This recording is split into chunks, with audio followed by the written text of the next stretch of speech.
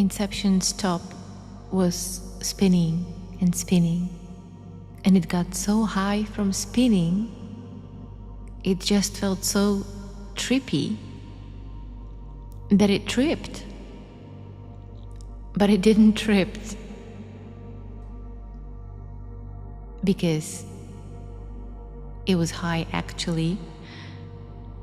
It tripped because certainty finally lost its balance. And that is a very strange thing because the top was never the important object. He was just a tiny little god of certainty spinning on a table, pretending to answer the question nobody actually wants to live without. Is this real enough to trust?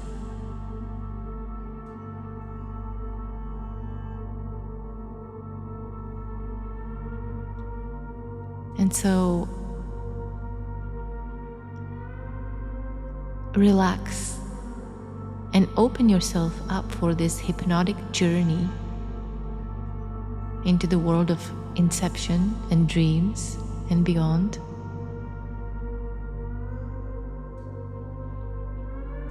Because maybe that is what your mind has been doing for years.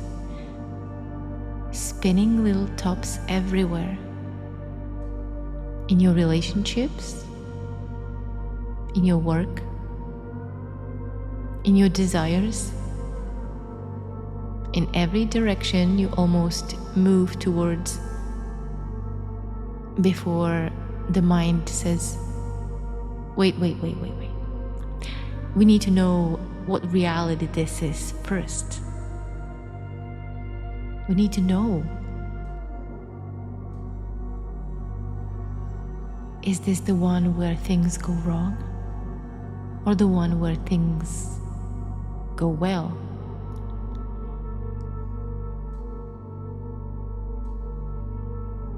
And so we rehearse the things that go wrong, but we hope for things to go well.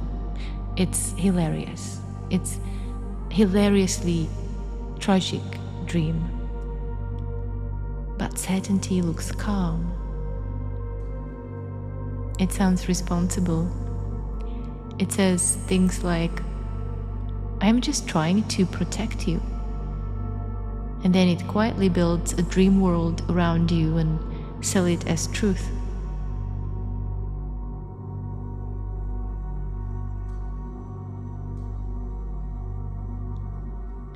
And the inception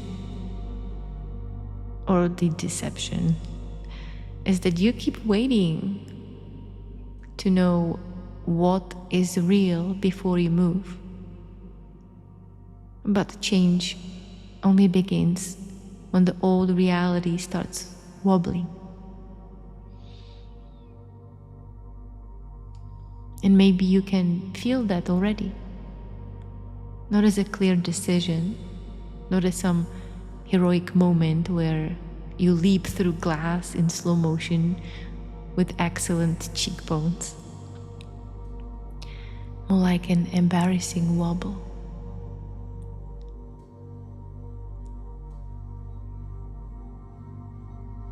This is how change often begins, not with certainty, but with a ridiculous little instability.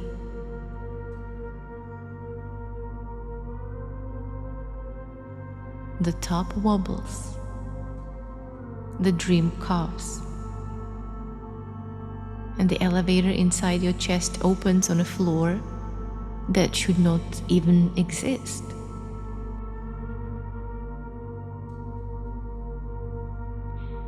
And the mind hates this because uncertainty feels like death to the little production office that manufactures your normal life. So it rushes in with stories. These are stories about what will happen. Usually the worst case scenario is the best story from them all. We get so hooked. And the mind prints them fast. It throws them at you like emergency paperwork. And it tells them, it says, here is why this will work. Here is who you are. Here is what happened last time. Here is the approved explanation. And here is a tiny, sad sandwich made of old evidence. And because the sandwich has your memories in it, you eat it.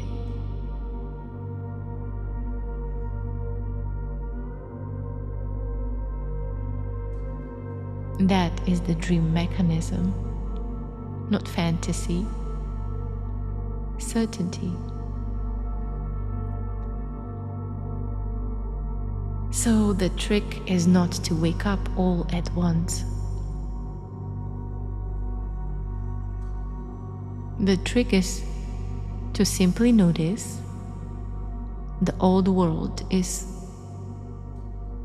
already tilting. The wobble is starting,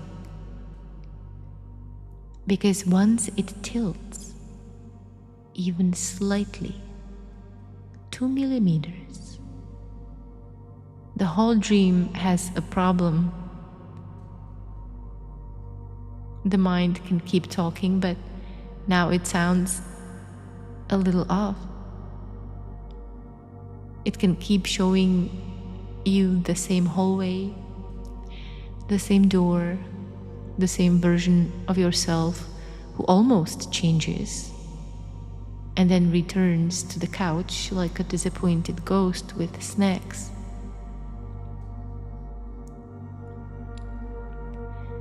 But if you look closely, the hallway is bending, the door is breathing, the couch is floating 3 inches above the floor and pretending this is normal. And this is not madness. This is the old certainty losing balance.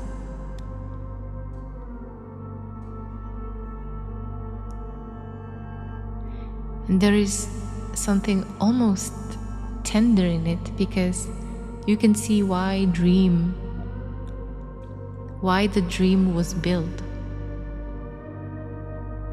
Because uncertainty was too open, too raw, too full of unfilmed space,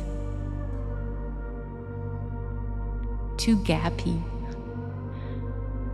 And mind doesn't like gaps, so it jumps to fill them in. And so the mind becomes a little architect in a panic, folding cities out of assumptions, building beautiful staircases out of conclusions, hiring old memories to play security guards near every exit.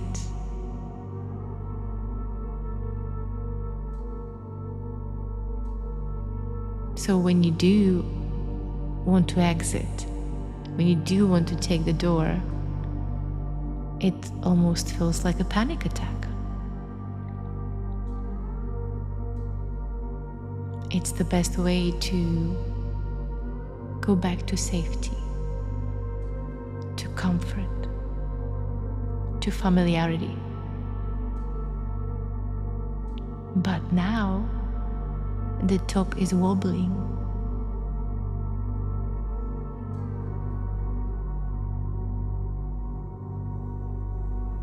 I mean it. Just notice the wobble in your life.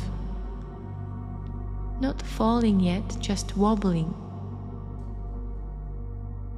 Because that's enough. Because the dream world does not need to be destroyed. It does not need to be woken up from. It just needs to stop being perfectly convincing. And the moment certainty stumbles, reality gets loose around the edges. And old life still looks like your life, but now it has seams. And the old identity still speaks in your voice, but now there is a faint spinning sound underneath it, and it's getting weaker, and stranger, and less holy.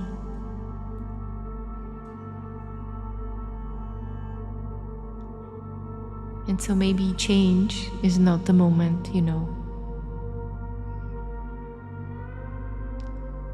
Maybe change is not the moment you are perfectly ready for it.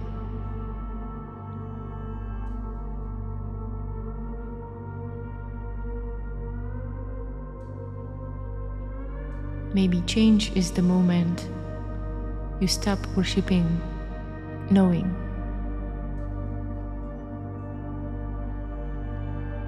And oops, the top trips again. A stupid, sacred little stumble. And the whole inner movie freezes for half a second because it cannot tell whether to keep dreaming you or let you move. And in that half second, before certainty recovers its costume, something real may slip through. Not proof, not clarity,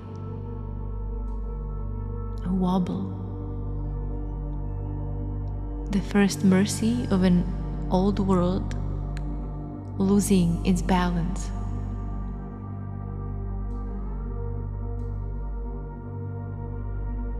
Because when a wobble happens, that's when we pay attention. That's when we actually pause and notice.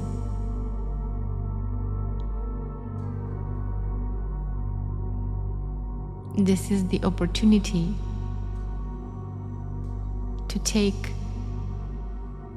a slightly different step towards the door that we've been avoiding.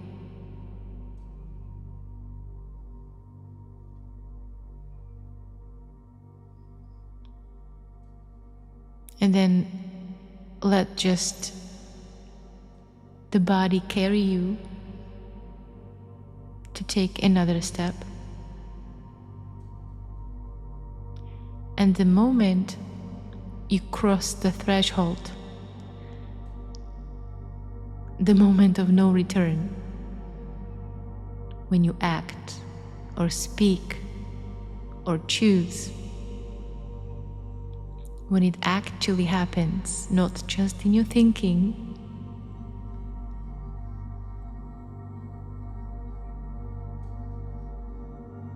reality responds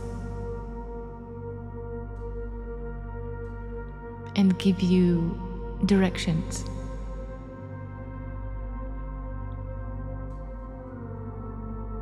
And sometimes the direction is, yes, go this way. And sometimes it's, no, don't go here. But in the dream, it's the other way around. It is this strange phenomenon.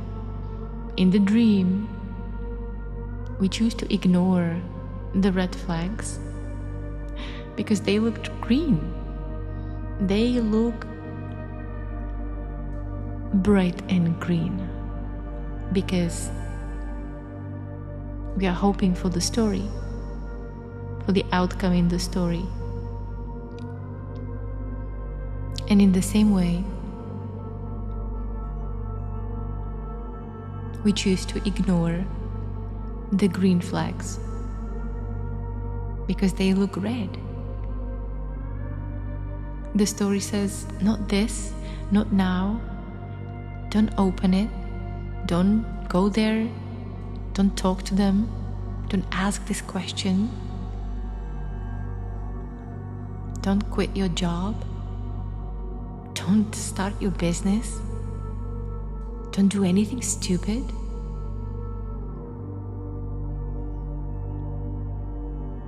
And so all these green flags are completely ignored. And you have a whole life of opportunities. They're like unwrapped presents. And you can see them when reality wobbles. You can take a glimpse because you ignore them in the dream world. The whole dream is set up for you to ignore them.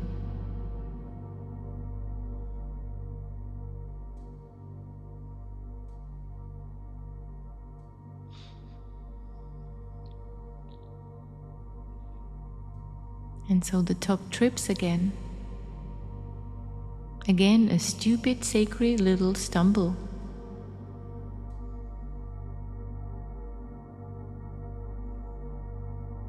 And the whole inner movie again just freezes half a second because it cannot tell whether to keep dreaming you or let you move.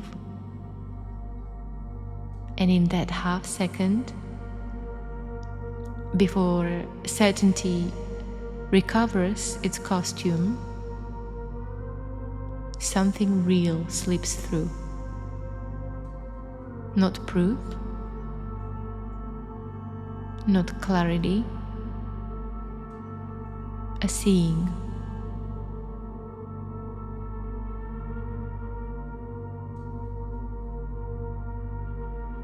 A glimpse of the real direction.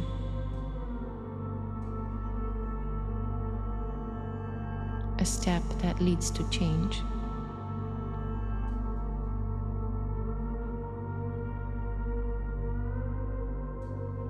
It is the first mercy of an old world losing its balance.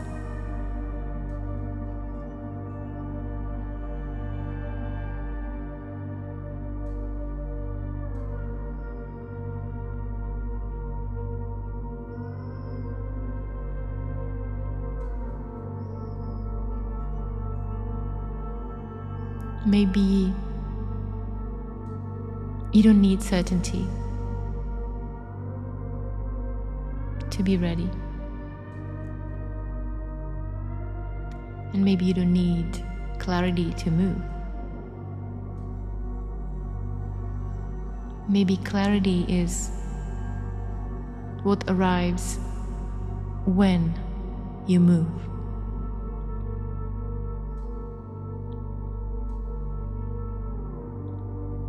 That's how responsive reality really is.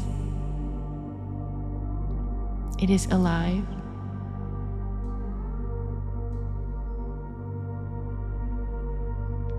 It gives you the true supportive steps and signals. Just the dream is the confusing thing.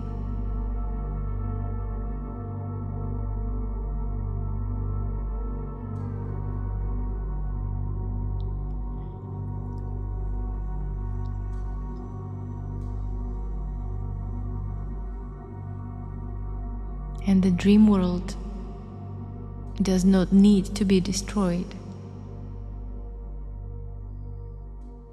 It just needs to stop being perfectly convincing.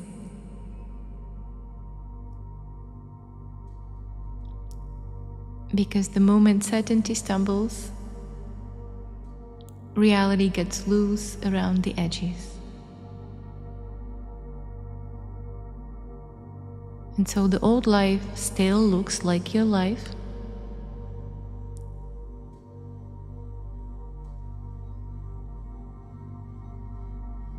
but now the green door looks green, and the red flag looks red for a split second before the dream covers it up again.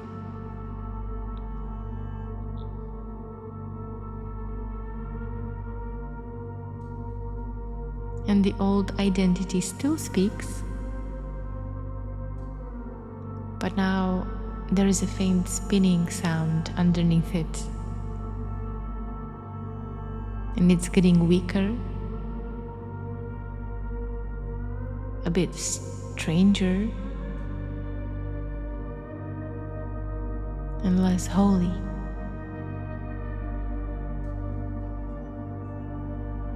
And so change is not the moment you know.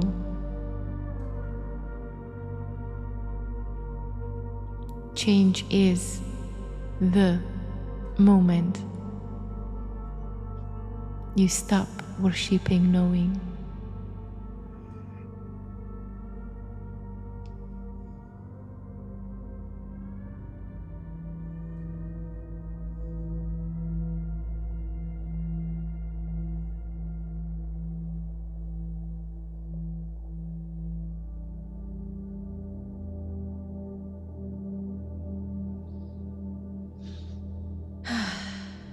So, if you are ready to choose yourself and your authentic path in life, my book Wanting Illusion is in the description.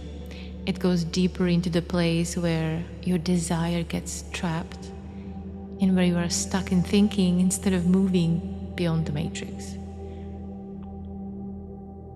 But a little disclaimer, it is not suitable for you if you only want to play it safe in life or just manage it better.